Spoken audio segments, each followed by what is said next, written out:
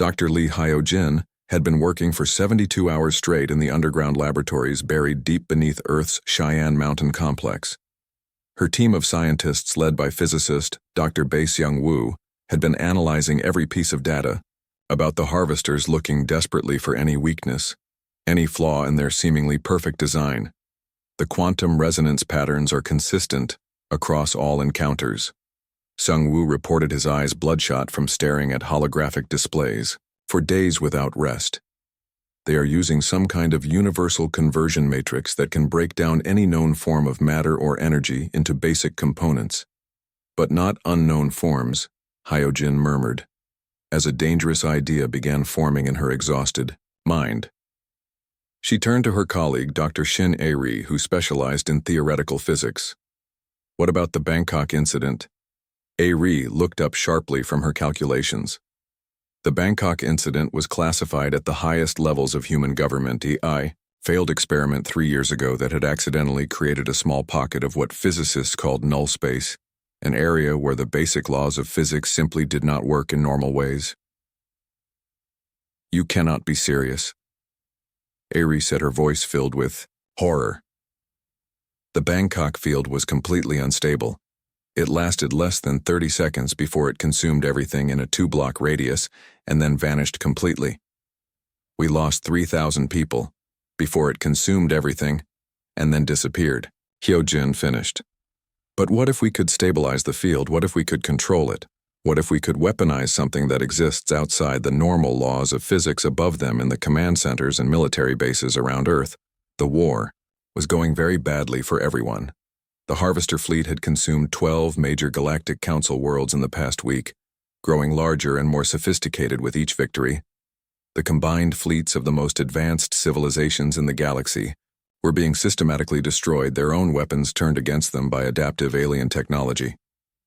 General Park Min-seok burst into the laboratory, his military uniform wrinkled and stained from running through corridors for hours.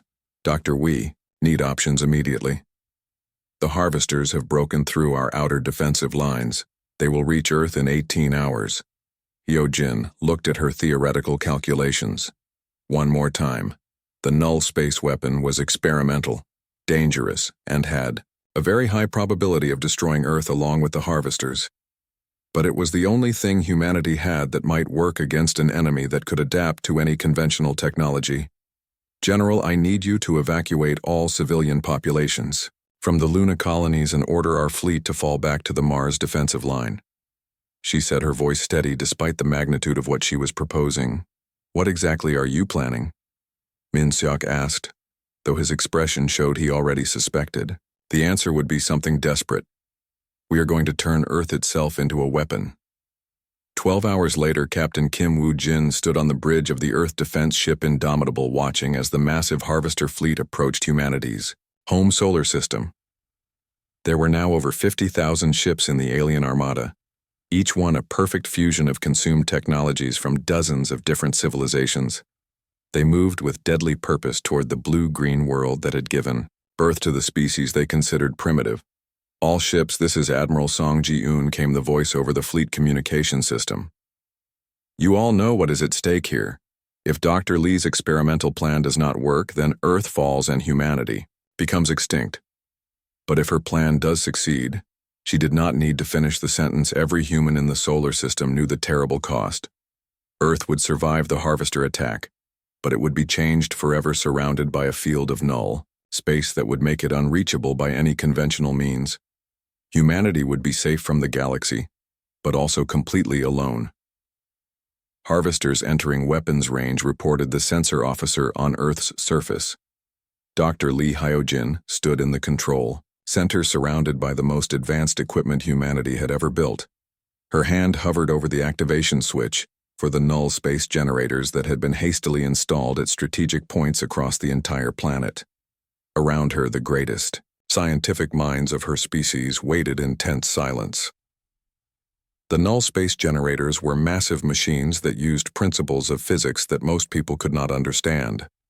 They would create a field around Earth where the normal rules of reality became flexible, where matter and energy could exist in states that should be impossible. "Ma'am, the harvesters are beginning their standard harvesting sequence," came the report from orbital stations. "They are targeting our outer defensive platforms." Hi-Io Jin closed her eyes and thought about Ambassador Kim Tae-ho, who was still on a distant council world, helping coordinate the evacuation of alien civilians.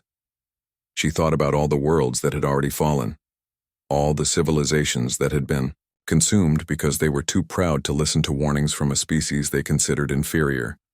She thought about Captain Yoon Sung-ho and his crew aboard the Determination, still following the Harvester fleet and sending back intelligence even, though they knew their ship could be detected and destroyed at any moment. She thought about the 12,000 people of Kepler Colony who had died trying to warn the galaxy about the approaching threat, activating null field in 3 seconds. She announced to the control room, 2 seconds, 1 second. She pressed the activation switch. Reality broke apart around Earth space itself, twisted in ways that violated every known law of physics. The universe became uncertain around humanity's home world as the null field generators created an area where the basic constants of existence became variables instead of fixed rules. The Harvester fleet found themselves entering a region of space where their perfect technology simply stopped working. Their ability to convert matter and energy depended on the universe following predictable rules. But inside the null field, those rules no longer applied. The massive alien ships, each one a triumph of adaptive engineering, found that their hulls were dissolving not into component elements but into mathematical possibilities. Their weapon systems tried to fire, but the energy they created existed in states that had no meaning within normal physics. Within minutes, 50,000 Harvester vessels, the greatest threat the galaxy had ever known, simply ceased to exist in any meaningful way. Their matter did not become something else.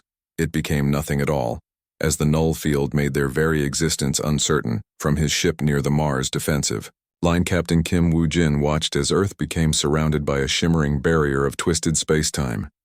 Behind that barrier, humanity would be completely safe, but forever cut off from the galaxy they had just saved. On the Council World Ambassador, Kim Tae-ho received the final transmission from Earth before the null field cut off all normal communication. It was from Dr. Park Sun-mi, her image flickering with interference as reality bent around the transmission. "Tell them," she said simply. "Tell the galaxy that the humans they dismissed as primitive were the ones who found a way to stop the unstoppable, and tell them that we did it not for glory or recognition, but because someone had to." The transmission ended, leaving Kim alone with the knowledge that his species had saved the galaxy and sacrificed themselves to eternal isolation in the process. It was, he realized, the most human thing they could have done. In the years that followed, the galaxy would remember the day that Earth's diplomats tried to warn them and the day that Earth's sacrifice saved them all. The Galactic Council erected monuments to humanity's courage, but they could never visit Earth to thank them directly, never apologize for their arrogance. Earth remained, behind its barrier of null space, safe but alone. A reminder that sometimes the greatest heroes are the ones no one believes in until it is too late. The first Galactic Council world to fall was Nexus Prime, the massive trade hub that connected 17 different star systems and served as home to 4 billion alien beings. Captain Yoon Sung-ho of the human observation vessel, Determination, watched the destruction from the edge of the system, his crew standing in shocked silence as they witnessed something that should have been impossible. Record everything, he ordered. His communications officer, Ensign Yang So-hee. "The Council needs to see exactly what happens when the Harvesters attack a major world. They need to understand what their arrogance has cost the galaxy." The Harvester fleet had grown beyond all human calculations since the destruction of Kepler Colony. What had started as hundreds of ships 3 weeks ago was now tens of thousands of vessels, each one larger and more sophisticated than the last. They moved through space like a swarm of mechanical locusts, their biometallic hulls gleaming with absorbed starlight from a dozen consumed worlds. The ships no longer looked like the crude fusion of machine and biology that had attacked human settlements. Now they displayed technology stolen from the most advanced civilizations in the galaxy. Their hulls rippled with energy patterns that belonged to 6 different alien races. Their weapon systems glowed with power sources that should have been impossible to combine. "Sir, the Planetary Defense Force is mobilizing," reported Lieutenant Nam Ji-hoon from his sensor station. 300 ships, military-grade vessels armed with the most advanced weapons known to galactic civilization. Sung Ho had to admire the courage of the Nexus Prime defense fleet, even though he knew their bravery would be worthless. The sleek alien warships formed perfect attack formations and charged toward the Harvester swarm with coordinated precision that spoke of centuries of military tradition and tactical evolution. The battle lasted exactly 47 seconds, the moment the first Nexus Prime warship fired its particle beam weapons. Every Harvester vessel in the massive fleet responded with perfect synchronization. They did not fire back with conventional weapons. Instead, they released clouds of what looked like glittering metallic dust that spread out through space to engulf the attacking fleet. Where the dust touched the military ships, something horrible happened. The vessels' hulls began breaking apart at the molecular level, but not randomly. The nanites in the dust were rewriting the basic programming of every system they encountered, turning the ship's own weapons and shields against their crews. My God whispered. So her face pale as she watched 3 centuries of military evolution become worthless in less than a minute. They are turning our technology against us, using our own weapons to destroy us. The proud warships of Nexus Prime twisted and melted as their own systems rebelled against them. Particle cannons that should have fired outward instead turned inward, melting their ships from the inside. Energy shields that should have protected the crews instead became prisons that trapped them, while their vessels dissolved around them. On the planet's surface, the real horror began. The Harvesters did not bother with orbital bombardment or invasion armies. They simply began converting the planet's atmosphere into raw materials. The air itself became a weapon, as breathing became impossible for every living creature on the world. Massive cities that had stood for thousands of years crumbled as their foundations were consumed. From below, oceans that had supported countless forms of life boiled away as their water was broken down into component hydrogen and oxygen atoms. The very ground beneath 4 billion feet dissolved into flowing streams of liquid metal. Get me a direct channel to the Galactic Council. Sung Ho ordered. Emergency priority, maximum transmission strength.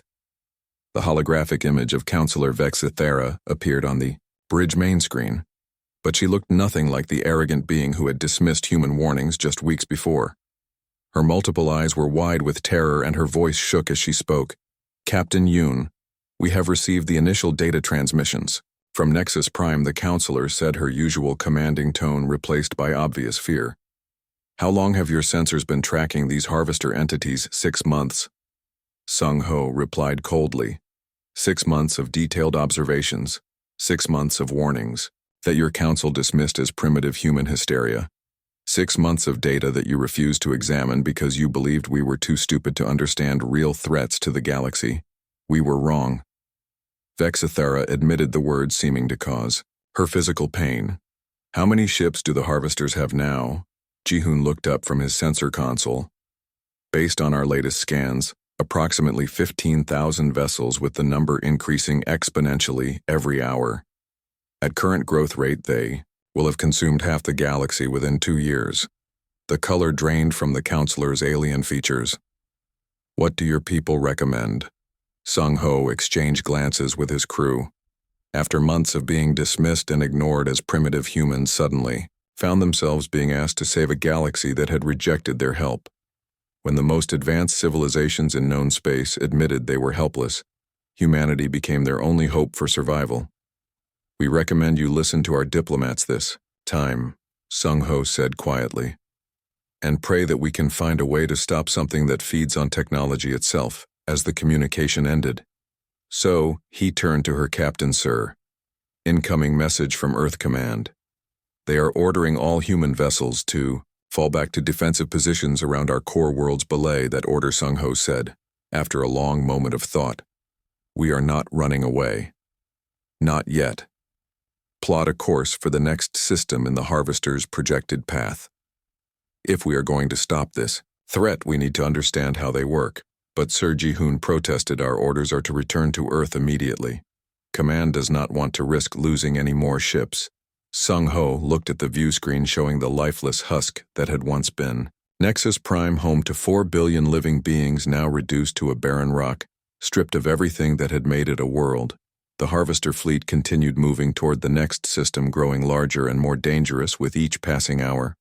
Our orders are to protect humanity, and that means protecting the galaxy, Jihoon, he said firmly.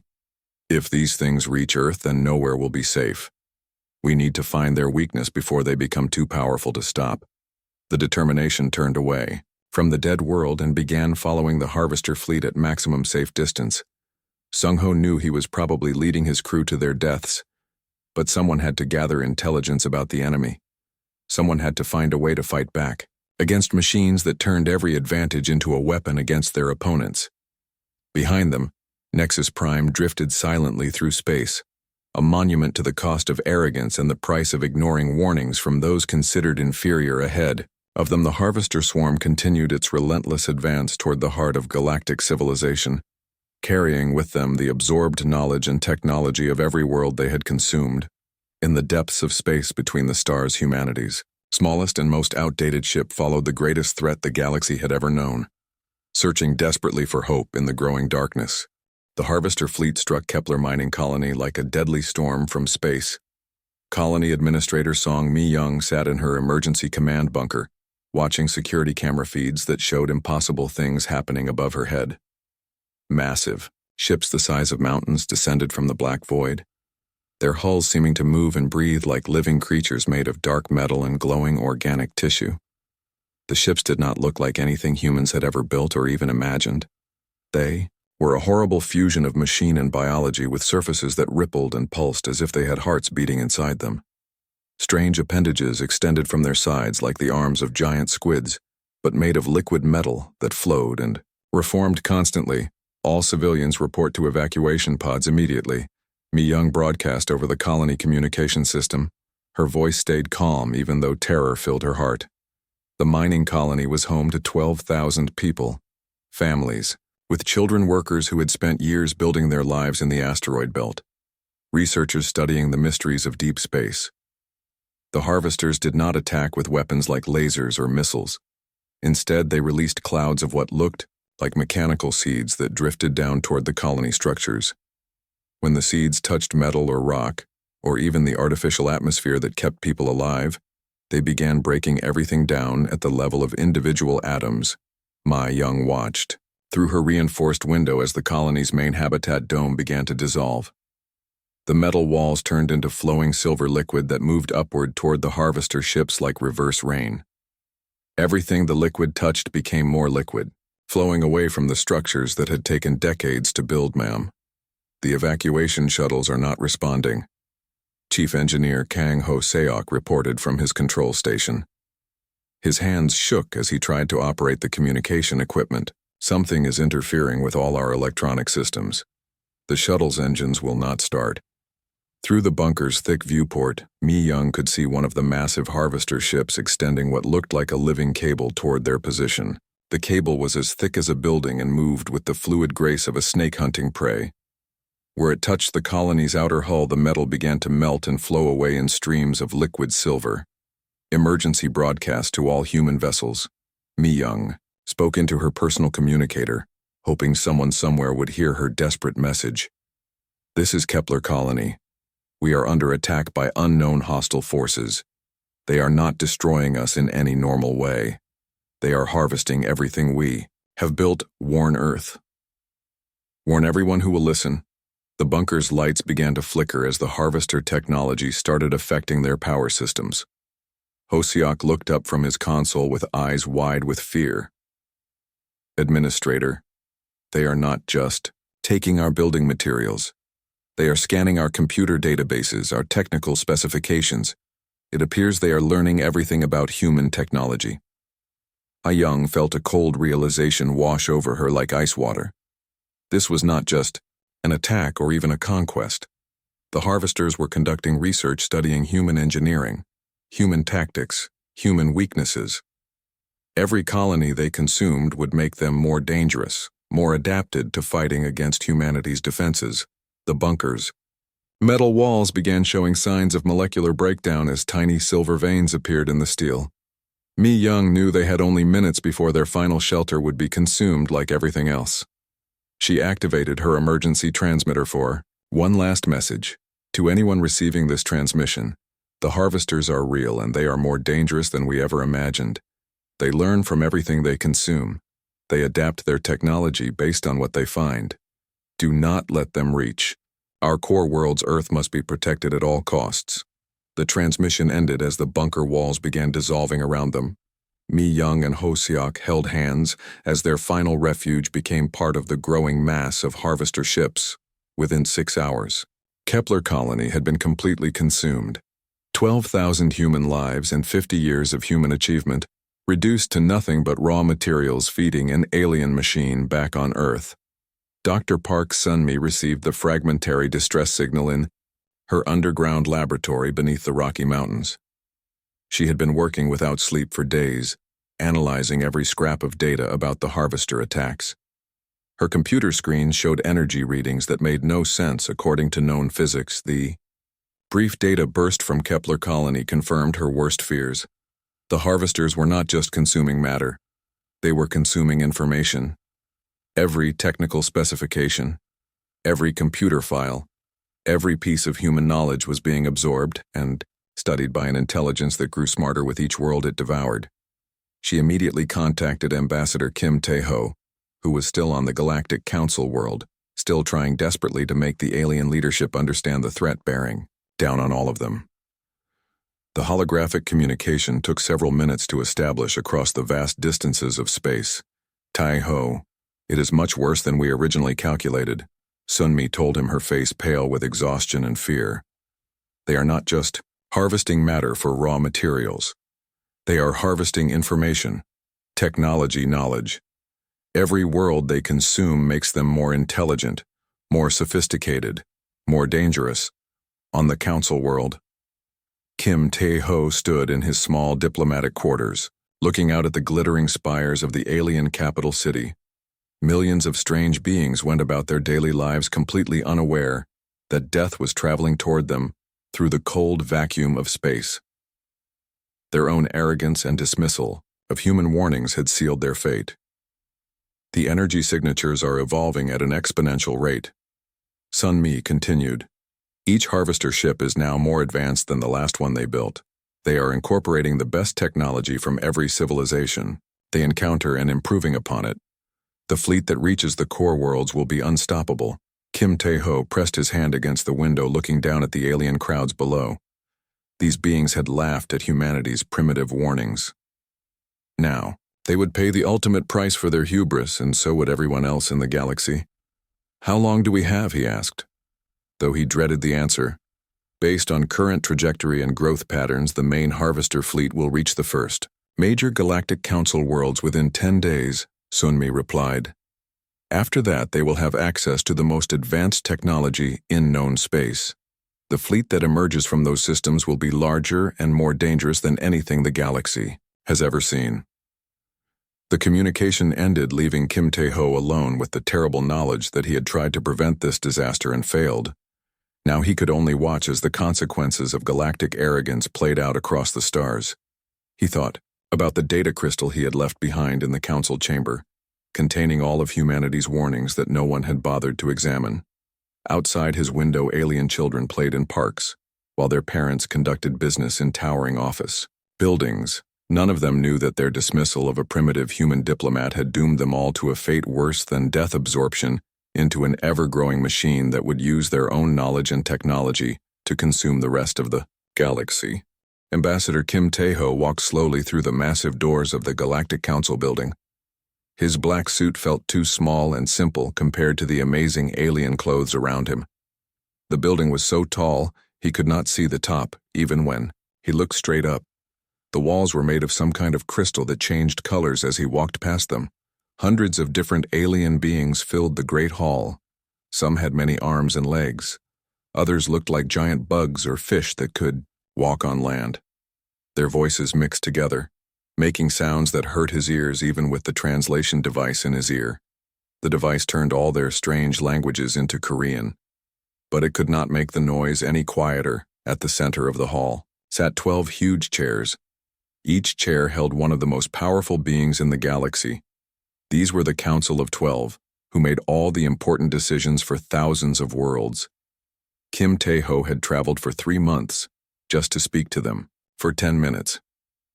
He pressed the button on his communication device and his voice echoed through the hall like thunder. But most of the aliens did not even look at him. They kept talking to each other as if he was not there. Some made clicking sounds with their mouths. Others waved their tentacles in the air. The biggest creature in the center chair had 6 glowing yellow eyes and skin that looked like rough stone. It was 3 times taller than any human, and its voice sounded like rocks falling down a mountain. When it spoke, the translation device made it sound very bored young human. The creature said, "Why do you waste our time with your primitive worries? Your people have only been flying between stars for less than 100 years. We have been watching the galaxy for millions of years." Kim Tae-ho felt his hand shake, but he kept his voice steady. "Honored council members," he said, "I bring you urgent news from Earth. Our scientists have found something very dangerous in the empty space beyond the outer rim. Something old and terrible is waking up." The alien with 6 eyes made a sound like laughing, but much louder and scarier. Other council members joined in, making noises that sounded like broken machines. The human felt very small standing in the middle of all these giant beings who thought he was stupid. "Our deep space stations have detected strange energy patterns," he continued. His voice got stronger as he talked. "The patterns match what our computers say would happen if the ancient harvesters were starting to wake up from their long sleep." Now the laughter stopped. The word harvesters made some of the aliens look uncomfortable. A creature that looked like a giant purple flower opened and closed its petals nervously. Another alien that seemed to be made of living metal made crackling sounds. "The harvesters are just old stories," the 6-eyed leader said firmly. "They are tales told to scare young races like yours. Nothing more than myths and legends. You're primitive. Sensors are probably just detecting solar storms or asteroid collisions." Kim Tae-ho pulled out a small crystal cube from his pocket. It contained all of Earth's research data about the strange signals, every measurement, every calculation, every computer model that showed something terrible was coming toward their part of the galaxy. "Please just look at our information," he said, holding up the crystal. "Our best scientists have worked day and night on this problem. The energy signatures are getting stronger every day. If we are right, then every living world in this galaxy is in terrible danger." The purple flower creature made whistling sounds that the translator said meant, "This is ridiculous." A creature with too many teeth clicked them together, in what might have been agreement. The metal alien made sounds like electricity jumping between wires. A new voice spoke from one of the smaller chairs. It belonged to something that looked like a giant bird, with 4 wings and feathers that changed. "Color human diplomat, your species discovered faster than light travel only recently. You barely understand how to build simple spaceships. How could you possibly detect threats that our advanced civilizations have never found?" Kim Tae-ho felt anger building in his chest, but he pushed it down. These beings saw humans as children playing with toys they did not understand. Every human invention seemed simple and crude compared to alien technology, but sometimes simple tools could see things that complex ones missed. "Our quantum resonance detectors work differently than your sensors," he explained. "They look for specific types of energy patterns that match theoretical models of harvester technology. The patterns we are seeing suggest that multiple harvester installations are powering up simultaneously across a wide area of space." The 6-eyed leader stood up from its massive chair. The movement made the whole hall shake slightly. When it spoke, its voice was so loud that Kim Tae-ho had to cover his ears even with the translation device. "Enough," the creature roared. "Your species thinks it understands the universe after barely leaving your home planet. The harvesters are myths created by ancient civilizations to explain natural disasters that they could not understand if there was any real threat in our galaxy. We would know about it long before your people detected anything." Other council members made agreeing sounds. The meeting was clearly over. Kim Tae-ho could see that nothing he said would change their minds. They had already decided that humans were too young and stupid to understand real galactic threats. The crystal cube felt heavy in his hand. It contained proof that something terrible was coming, but no one wanted to look at it. He thought about his wife and children back on Earth. He thought about all the human colonies that would be destroyed if he failed to convince these powerful beings. Human representative, the leader said in a voice that meant the conversation was finished. Return to your small world and leave galactic security to those who actually understand it. Your warnings are not needed or wanted here. The massive aliens began leaving their chairs and walking toward different exits. The hall slowly emptied until Kim Tae-ho stood alone in the center, holding his ignored crystal cube. The colored lights in the crystal walls seemed to mock him as they shifted from blue to red. His communication device made a soft beeping sound. A small hologram of Dr. Park Sun-mi appeared floating above his hand. She was the head of Earth's Deep Space Research Division, and one of the smartest people he had ever met. Her face looked worried and tired. Tae-ho, the hologram said. The energy readings from the void sector are increasing faster than we calculated. Whatever is out there, it is moving toward inhabited space. You must make them listen to us. But the great hall was empty now except for his own footsteps, echoing off the crystal walls. The data crystal lay on the smooth floor where he had dropped it. All of humanity's desperate warnings contained in a device no bigger than his thumb, and no one cared enough to pick it up. As he walked toward the transport area that would take him back to his ship, Kim Tae-ho felt like he was carrying the weight of the entire galaxy on his shoulders. He had failed in his mission. The Council would not listen. Earth would have to face whatever was coming alone. Behind him, the crystal cube sat forgotten on the polished floor while outside the great building. Millions of alien beings went about their normal lives, completely unaware that death was already traveling toward them through the cold, empty spaces between the stars. Captain Lee Jinwoo floated in the zero-gravity command center of Outpost Horizon, the most advanced human space station ever built. The station was as big as a small city and hung in the darkness at the very edge of Earth's solar system. Its massive sensor arrays pointed toward the mysterious void sector where space itself seemed to bend and twist in impossible ways. 3 weeks had passed since Ambassador Kim Tae-ho returned from his failed mission to the Galactic Council. Jinwoo had read the reports about how the alien leaders laughed at Earth's warnings. Now he stared at his computer screens, knowing that humanity's worst fears were coming true. Lieutenant Han Yu-jin worked at her station without stopping for the past 72 hours. Her young face looked pale and tired, but her eyes burned with determination. She was the best sensor operator in the human fleet, and right now, she was humanity's early warning system against whatever was hiding in the void sector. Captain, you need to see this immediately, Yu-jin called out. Her voice cracked from exhaustion but carried urgent fear. Jinwoo pushed himself through the weightless air to her workstation and looked at the cascading streams of data flowing across her screens. The energy readings that had been slowly building for months were now jumping to incredible levels. What started as small blips on their sensors had become massive spikes of power that made their equipment struggle to measure them. Jinwoo felt his stomach drop as he realized what the numbers meant. How fast are they moving, he asked, though.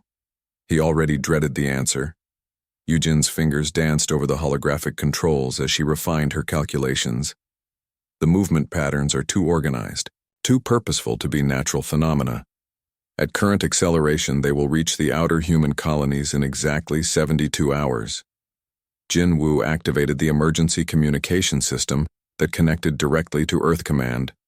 The face of General Choi Dong-min appeared on the main screen. His weathered features showed the strain of sleepless nights spent preparing for this moment. General, we need to issue immediate evacuation orders to all Outer Rim colonies, Jinwoo said, and we need to contact the Galactic Council again. They have to listen to us now. I have already tried, Dong-min replied, shaking his head sadly. Ambassador Kim is sending constant updates, but the aliens are treating our warnings as panic from a primitive species. They refuse to even acknowledge our communications anymore. Some have blocked our transmission frequencies entirely. On Yu-jin's sensor display, new contacts began appearing like deadly flowers blooming in the darkness of space. Dozens, then hundreds of massive signatures emerged from the void sector. Each one registered as being the size of a small moon, but they moved with impossible speed toward the inhabited worlds of the galaxy. Sir, I am detecting some kind of harvesting beam activity, Yu-jin reported. Her voice dropped to a whisper as she watched her instruments record something that should not exist. They are stripping entire asteroids down to basic elements and converting the raw materials into more ships. The horrifying truth hit everyone, in the command center at the same moment. These were not just warships or even an invasion fleet. They were von Neumann machines, self-replicating constructs that could turn any matter they encountered into more copies of themselves, the ancient harvesters that the Galactic Council dismissed as primitive mythology, were not only real, but exponentially more dangerous than anyone had imagined. "Captain, look at this," Yujin said, pointing to a new reading on her screen. "The energy signatures are evolving. They are learning from every piece of matter they consume, adapting their technology to be more efficient." Jinwoo watched in fascination and horror as the harvester fleet grew before his eyes. Every asteroid they consumed became raw material for new ships. Every piece of space debris was broken down and rebuilt into something deadlier. The fleet was not just moving toward inhabited space, it was becoming stronger with every passing hour. "Get me a direct communication line to every human colony, every ship, every outpost in our territory," Jinwoo ordered. "If the Galactic Council will not listen, then we will handle this crisis ourselves." As emergency alarms began sounding throughout Outpost Horizon, Jinwoo opened a channel to all human settlements. The faces of colony administrators, ship captains, and station commanders appeared on screens around the command center. All of them looked worried as they received humanity's first official warning about the approaching doom. "This is Captain Lee Jinwoo of Deep Space Command," he began. "Our long-range sensors have confirmed the existence of a massive hostile fleet approaching from the Void Sector. These entities appear to be the legendary harvesters, and they are far more dangerous than any previous intelligence suggested." A chorus of questions erupted from the communication screens, but Jinwoo held up his hand for silence. "The harvesters are self-replicating machines that convert any matter they encounter into more ships.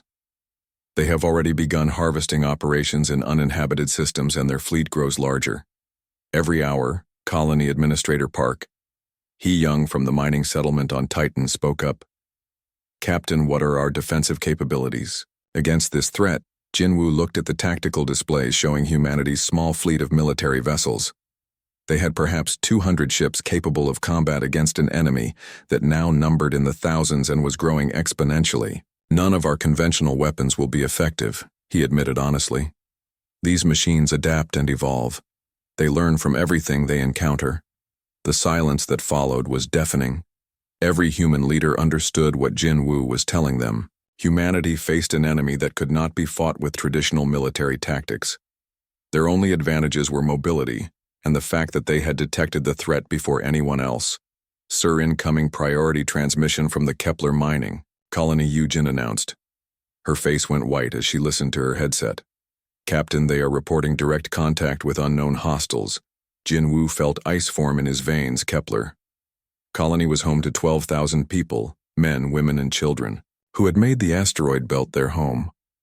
It was also directly in the path of the approaching harvester fleet. "Put them through immediately," he ordered. The image of Colony Administrator Song Mi-young appeared on the main screen, but the transmission was filled with static and interference. Behind her, Jinwoo could see emergency lights flashing and people running in panic. "Captain, this is Kepler Colony." Mi-young said, her voice steady despite the chaos around her. "We are under attack by massive ships of unknown design. They are not destroying our facilities, they are consuming them. The colony infrastructure is being broken down at the molecular level." The transmission suddenly cut to static, leaving the command center in stunned silence. Jinwoo stared at the blank screen, knowing that 12,000 human lives were being snuffed out. While he watched helplessly, Yujin worked frantically at her controls, trying to re-establish contact. "Sir, I am detecting massive energy spikes from the Kepler system. The harvester signatures are growing stronger. They are incorporating the colony into their fleet." Jinwoo closed his eyes and made the hardest decision of his military career. "Send emergency evacuation orders to all Outer Rim settlements," he commanded. "All civilian populations are to abandon their homes immediately and retreat to the inner system. defensive line as Outpost Horizon's communication arrays sent out humanity's desperate warnings. Jin Woo could not shake the image of Ambassador Kim standing alone in the Galactic Council chamber holding ignored evidence of the approaching catastrophe. Now it was too late for warnings. The harvesters had awakened, and they were coming for everyone.